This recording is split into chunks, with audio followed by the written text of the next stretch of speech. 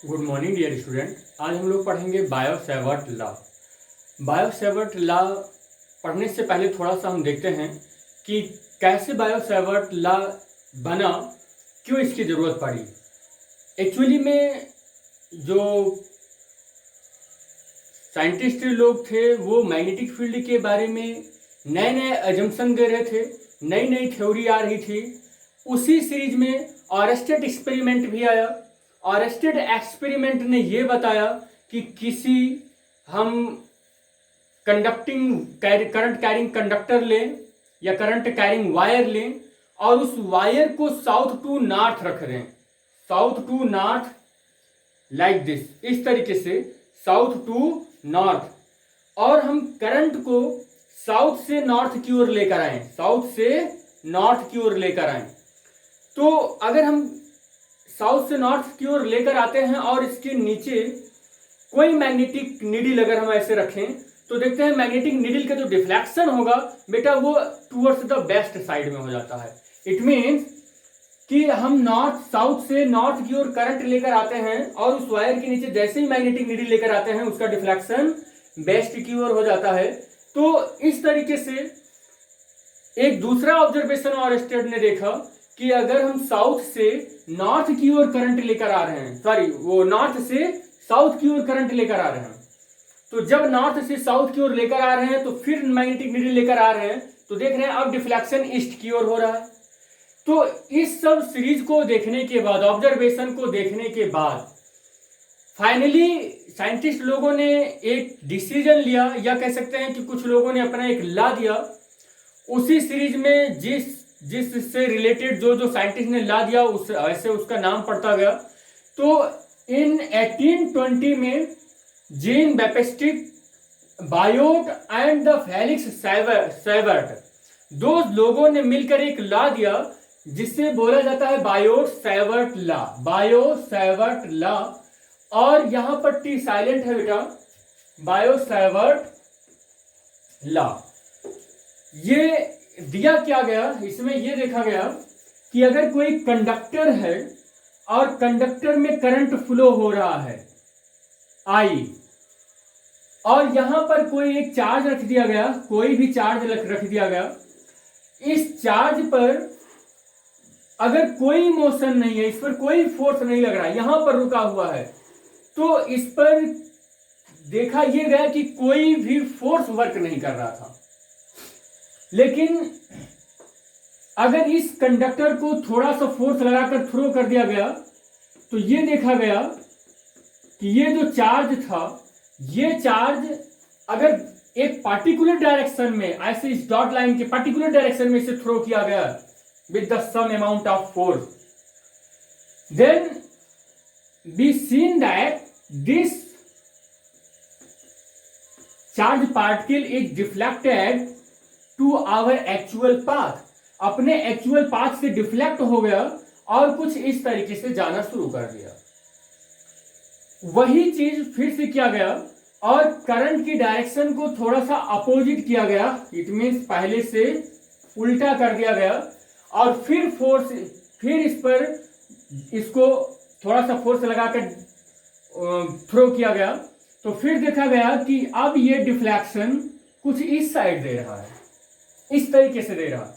तो यहां पर यह भी देखा गया कि एक किसी करंट कैरिंग कंडक्टर के पास कोई चार्ज थ्रो किया गया with the some amount of external force, तो उस पर एक ऐसा फोर्स वर्क कर रहा है जो या तो करंट कैरिंग कंडक्टर की ओर लग रहा है और या तो उससे दूर उसको ले जा रहा है, जबकि इसका पाथ कैसा होना चाहिए था, अ पर्टिकुलर डायरेक्शन, एक लीनियरली मोशन में होना चाहिए था, लेकिन ये कर्व ट्रेस कर ले रहा है।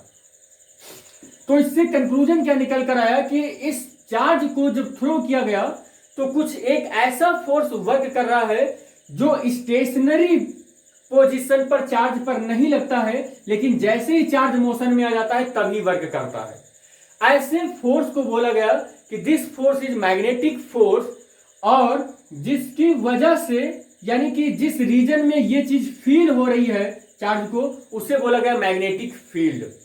अब मैग्नेटिक फील्ड फाइनली इस डिसीजन पर आया कि मूविंग चार्ज की वजह से मैग्नेटिक फील्ड होता है, या कह सकते हैं मैग्नेटिक फील्ड की वजह से कोई चार्ज अगर मूव कर रही हो तो वह ऐसा डिफ्रैक्शन देती है।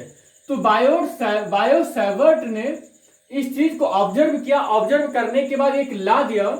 लॉ क्या दिया कि अगर कोई करंट कैरिंग कंडक्टर है, कोई भी करंट कैरिंग कंडक्टर है, तो उस करंट कैरिंग कंडक्टर में हम स्मॉल पार्टिकल्स लें या स्मॉल करंट एलिमेंट लें। स्मॉल करंट एलिमेंट एक ऐसा किसी भी वायर का एलिमेंट होता है बेटा जिसकी चार्ज डेंसिटी उस वायर के हर एक पॉइंट के हर एक एलिमेंट से लगभग इक्वल होता है। अब ये कैसे हम आइडेंटिफाई करेंगे कि उसका इक्वल होता है? अगर किसी वायर को ले, तो सपोज कर लेते हैं कि यहां पर एक हमने वायर लिया और इस वायर की करंट एलिमेंट की डेंसिटी अलग है, यहां की अलग है, तो हम इसे तब तक ब्रेक करते रहेंगे, इस वायर को तब तक फाइनली स्मॉल पीसेस में ब्रेक करते रहेंगे जब तक कि इस वायर की हर एक पॉइंट पर, हर एक करंट एलिमेंट पर चार्ज डेंसिटी सेम ना हो जाए।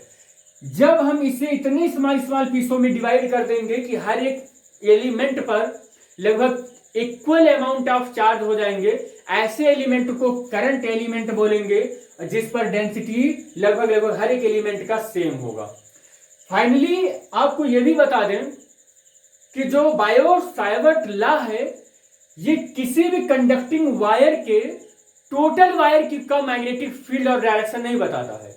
उस किसी भी कंडक्टिंग वायर के एक पर्टिकुलर करंट एलिमेंट के वजह से उसके अराउंड किसी भी पॉइंट पर amount of magnetic field and their direction, magnetic field का करंट एलिमेंट की वजह से इसके आसपास के 3D स्पेस में किसी भी पॉइंट पर यह बताता है magnitude of magnetic field, magnitude of magnetic field,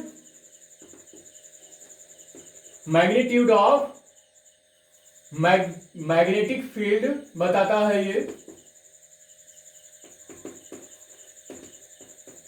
और एज वेल एज क्या बताता है ये, डायरेक्शन। लेकिन ये पूरे वायर का नहीं बताता है बेटा, करंट एलिमेंट का बताता है, या छोटे स्मॉल सेगमेंट जो या स्मॉल एलिमेंट होता है उसका बताता है ये।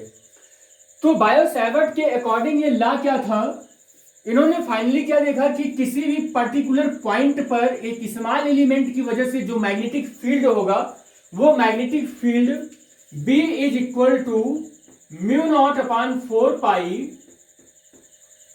इंटीग्रेशन स्मॉल l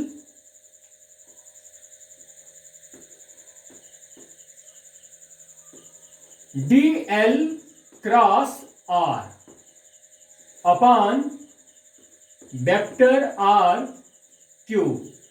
ये फाइनली उन्होंने अपने प्रैक्टिकली देखा और देखने के बाद यही फार्मूला दिया कि किसी भी एलिमेंट की वजह से, किसी करंट कैरिंग कंडक्टर में किसी पर्टिकुलर एलिमेंट की वजह से उसके 3D स्पेस में किसी पॉइंट पर जो मैग्नेटिक फील्ड होगा, वो मैग्नेटिक फील्ड ये इतना होता है। बेटा अब आपके बुक में या आप कैसे पढ़ते हो मैं ये भी बता दूं। आप पढ़ते हो कि according to the Biot Savart law the magnetic field, यहां पर इस B को हम डेल V भी लिख सकते हैं और इंटीग्रेशन कर दें, या कह सकते हैं कि सिग्मा लगा दें तो ये B हो जाएगा। तो आप ऐसे भी पढ़ते हो कि del V is directly proportional to the length of the element. Suppose कर लेते हैं कि ये, इसी को और अच्छे से भी बना ले हम। Suppose that XY is the current carrying conductor. ये क्या है बेटा, करंट कैरिंग कंडक्टर, और करंट ऐसे जा रहा है। एक इसका स्मॉल पीस यहां पर हम चूज कर लेते हैं। Suppose that length of the element, small element DL, ये DL है। एक इंपॉर्टेंट पॉइंट बेटा कि DL का डायरेक्शन उसी डायरेक्शन में आपको लेना होगा जिसमें या जिस डायरेक्शन में करंट फ्लो हो रहा होता है। कंडक्टर में जिस डायरेक्शन में करंट फ्लो हो रहा होता है DL का डिस्टेंस DL जो है उसी डायरेक्शन में लेना होता है। तो DL ये है स्मॉल एलिमेंट और इसकी वजह से इस पॉइंट पर P पॉइंट पर हमें मैग्नेटिक फील्ड कैलकुलेट करना है। तो यहां पर इस DL की वजह से P पॉइंट पर जो मैग्नेटिक फील्ड होगा वो बायो-सैवर्ट लॉ के अकॉर्डिंग इतना होगा। तो बायो-सैवर्ट लॉ के अकॉर्डिंग हम ऐसा भी बोल सकते हैं del V is directly proportional to the del V is directly proportional to the del L DL या del V is directly proportional to the current I del V is directly proportional to the inversely proportional to the square of distance between the DL to P। तो आप ऐसे भी और del V is directly proportional to the sin theta. तो आप ऐसे भी book में देखे होंगे। तो हम लोग ऐसा भी पढ़ सकते हैं बेटा, कोई दिक्कत नहीं है, और ऐसा भी पढ़ सकते हैं। यहां पर इस फार्मूले में एक एक सिंबल की मीनिंग बताना चाहते हैं। According to the Biot-Savart law del V is equal to mu naught I upon 4 pi integration of L DL cross R upon, दोनों पर वेक्टर होगा, upon vector R mod of vector R cube. यहां पर बेटा sigma क्यों लगा, first question ये है। ये जो बायो-सैवर्ट का लॉ है बेटा, वो आपको हमने बताया कि del V is equal to mu naught I by 4 pi DL cross R upon unit vector mod of unit vector R। ये है, ये किसके लिए है, due to the small element, due to the small element. अब ये small element के लिए मैग्नेटिक फील्ड है at the point, any point, suppose कर लेते हैं पॉइंट P है, इस पॉइंट P पर इस स्मॉल एलिमेंट की वजह से मैग्नेटिक फील्ड इतना है। बट क्या इस स्मॉल एलिमेंट, ये स्मॉल एलिमेंट किसका पार्ट है, एक करंट कैरिंग कंडक्टर का पार्ट है। और ऐसे DL इमेजिनरी रूप से इन्फिनिटी सेगमेंट में हमने XY कंडक्टिंग वायर को डिवाइड कर दिया। तो टोटल DL की वजह से इस पॉइंट पर मैग्नेटिक फील्ड कितना होगा, तो टोटल कितना होगा वो सिग्मा होगा। सिग्मा लग गया इसी का, यानी कि del V के आगे अगर हम सिग्मा लगा दें तो हमें total magnetic field of the current carrying wire XY की वजह से इस P पर टोटल मैग्नेटिक फील्ड मिल जाएगा। अब इसी फार्मूले में बेटा हमने इंटीग्रेशन ऑफ LQ लिखा और ये भी लिखा sigma dV is equal to इतना। आप चाहे तो सिग्मा लगा लें या आप इंटीग्रेट कर लें, और ओवर यहां पर L लिखने का मतलब यह है कि total length of the current carrying conductor XY जो हमने लिया है, इसकी लेंथ को हमने एज्यूम किया है L है। तो इस तरीके से इंटीग्रेट करेंगे तो कैपिटल L तक इंटीग्रेट करेंगे इस वायर के स्मॉल DL की वजह से मैग्नेटिक फील्ड इतना है, तो टोटल L की वजह से कितना होगा, टोटल L की वजह से इसे इंटीग्रेट कर लेना होगा हमें। तो इंटीग्रेट करेंगे तो इतना हो जाएगा, और DL क्रॉस वेक्टर R और अपान में ये फार्मूला होगा। तो यहां पर बेसिकली हमें ये बताना था कि ये सिंबल क्यों यूज हुआ, ये सिंबल क्यों यूज हुआ। तो ये रहा आपका बायो-सैवर्ट का लॉ। यहां पर ये मैग्नेटिक फील्ड है, DL है, R है, R क्यूब है। यहां पर R क्या है, R is the distance between DL small element and P। तो इसके और इसके बीच का डिस्टेंस है R। ये R यहां पर ये बता रहा है किसी भी पॉइंट का, जिस किसी भी पॉइंट पर आपको मैग्नेटिक फील्ड कैलकुलेट करना है, उस पॉइंट का स्मॉल एलिमेंट से डिस्टेंस क्या है। एक चीज और बेटा आपको बता दें कि यहां पर अगर हम इस क्रॉस प्रोडक्ट को खोलें तो हमें क्या मिलेगा, B is equal to sigma del V is equal to mu naught I upon 4 pi integration of L। बेटा A क्रॉस B का फार्मूला कितने लोगों को याद है, A क्रॉस B क्या होता है, A क्रॉस B का फार्मूला यहां पर फिर से लिख देते हैं, A cross B is equal to A mod of vector B into sine theta into unit vector N. यहां से ये फार्मूला हम यूज करेंगे तो डी एल क्रॉस आर क्या हो जाएगा, डी एल क्रॉस आर हो जाएगा डी एल। और बेटा आपको ये भी पता होगा कि unit mod of vector A is equal to A होता है, mod of vector B is equal to B. इस तरीके से mod of vector D L is equal to होगा डी एल के, और मॉड ऑफ जो आर है आर, मॉड ऑफ आर जो होगा वो इक्वल होगा आर के। तो यहां पर मैं D L into R upon into sine theta होगा, और यहां पर मॉड ऑफ वेक्टर आर का होल क्यूब है तो ये भी लगभग हो जाएगा आर क्यूब के।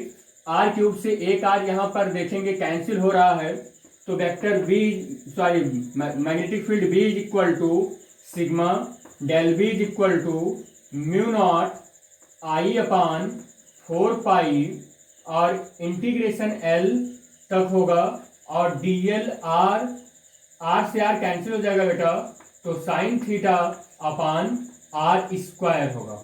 तो ये इसका फार्मूला रहा मैग्नेटिक फील्ड का, जो आप बुक में पढ़ते हो, या बेसिकली आप कभी कभी ऐसा भी पढ़ लेते हो, sigma del V is equal to mu naught I D L sine theta by R square, और यहाँ पर 4 पाई। ये फार्मूला भी आप पढ़ते हो साइन थीटा। यहाँ पर बेटा ये इंटीग्रेशन एल का मतलब यही है कि आप स्मॉल एलिमेंट की वजह से पी पॉइंट पर जो मैग्नेटिक फील्ड कैलकुलेट किए हैं, इंटीग्रेशन करेंगे तो टोटल आपका जो वायर है, करंट कैरिंग वायर है, उस टोटल वायर की वजह से पी पॉइंट पर मैग्नेटिक फील्ड मिल जाएगा। एक बार फिर आपको बता दें, मैग्नेटिक फील्ड जो बायो-सैवर्ट लॉ है, ये किसी पर्टिकुलर पॉइंट पर करंट कैरिंग कंडक्टर के स्मॉल एलिमेंट का के वजह से किसी पर्टिकुलर पॉइंट पर मैग्नेटिक फील्ड बताता है और उसकी डायरेक्शन बताता है। यहां पर मैग्नेटिक फील्ड को हम यहां पर और भी देखें कि कैसे उसका डायरेक्शन कैसे बताएंगे। मैग्नीट्यूड तो हमने देख लिया, डायरेक्शन कैसे बताएंगे।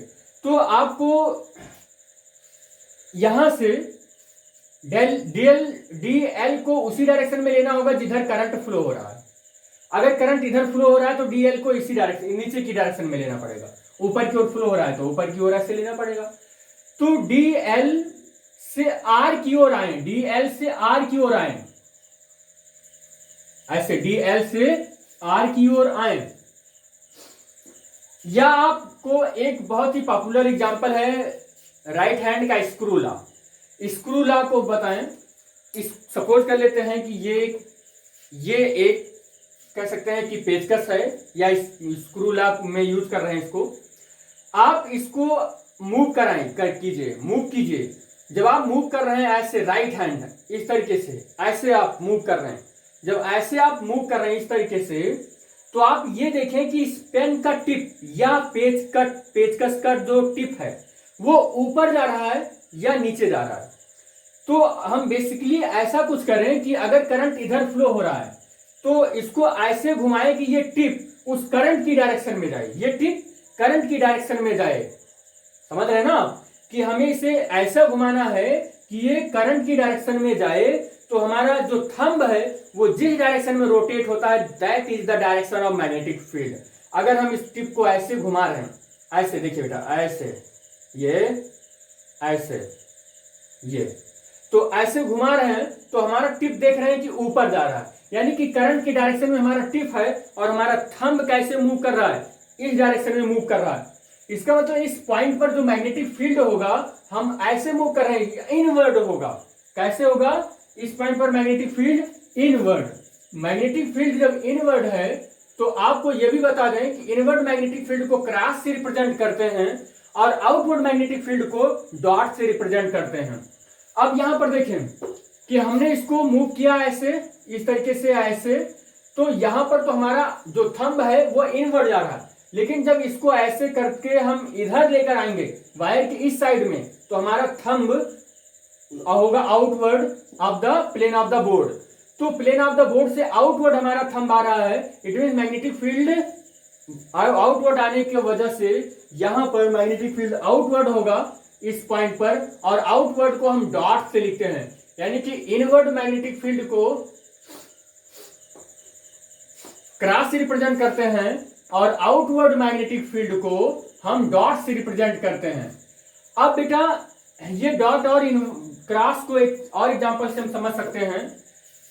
यहां पर एक आप तीर धनुष ले लीजिए, तीर धनुष को ले रहे हैं आप, ये आपका धनुष हो गया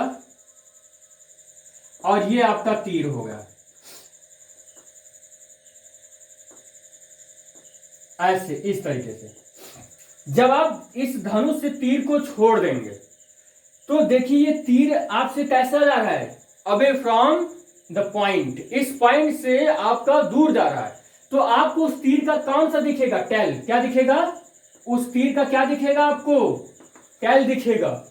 इसका मतलब क्या हुआ कि इस तीर का जो टेल वाला पॉइंट है, यहां पर देखिए आप जब इसको ऐसे घुमा रहे थे, ऐसे घुमा रहे थे, तो यहां पर इनवर्ड जा रहा था, मैग्नेटिक फील्ड इनवर्ड जा रहा था। तो उस अगर ये तीर यहां पर रखें तो तीर अगर ऐसे जा रहा है तो हमें तीर का क्या दिखेगा, टेल वाला पॉइंट दिखेगा, और टेल वाला जब पॉइंट दिखेगा तो इसका मतलब वो क्रॉस से रिप्रेजेंट होगा। किससे रिप्रेजेंट होगा, क्रॉस, समझने के लिए है बस बेटा, ये क्रॉस से रिप्रेजेंट होगा। और अगर आप देखें कि इस करंट कैरिंग वायर से ऐसे मूव करके ऐसे देखिए, ये ऐसे यहां से ऐसे जा रहा है और यहां निकल रहा है, यानी कि अब तीर से जो धनुष से तीर छोड़ा गया है वो हमारी ओर आ रहा है। तो अब वो तीर का हमें क्या दिखेगा, टिप, क्या दिखेगा, टिप दिखेगा। जो तीर छोड़ा गया है उसका हमारी ओर आ रहा है ना, तो हमें यहां तीर का क्या दिखेगा, टिप दिखेगा। तो तीर का टिप दिखेगा, तो इस तीर को यानी कि जो आउटवर्ड मैग्नेटिक फील्ड होगा उसे हम कैसे रिप्रेजेंट करेंगे, डॉट से रिप्रेजेंट करेंगे। तो outward magnetic field co dot से रिप्रेजेंट करेंगे और इनवर्ड मैग्नेटिक फील्ड को हम क्रॉस से रिप्रेजेंट करेंगे। यहां पर मैग्नीट्यूड की बात तो हो ही गई, तो यहां पर देख लें मैग्नेटिक फील्ड की यूनिट क्या होती है। तो मैग्नेटिक फील्ड की यूनिट होती है टेस्ला। क्या होता है मैग्नेटिक फील्ड की यूनिट, टेस्ला। हम यहां से भी कैलकुलेट और भी करेंगे, डायमेंशन फार्मूला और बहुत सारी चीजों को कैलकुलेट करेंगे। तो डायरेक्शन भी हम लोगों ने देख लिया कैसे निकाला जाएगा मैग्नेटिक फील्ड का, और मैग्नेटिक फील्ड का मैग्नीट्यूड कैसे कैलकुलेट किया जाएगा। तो this is the overall bio-Savart law बेटा। इस पर हम लोग किसी लेक्चर में आगे न्यूमेरिकल भी सॉल्व करेंगे। थैंक यू बेटा।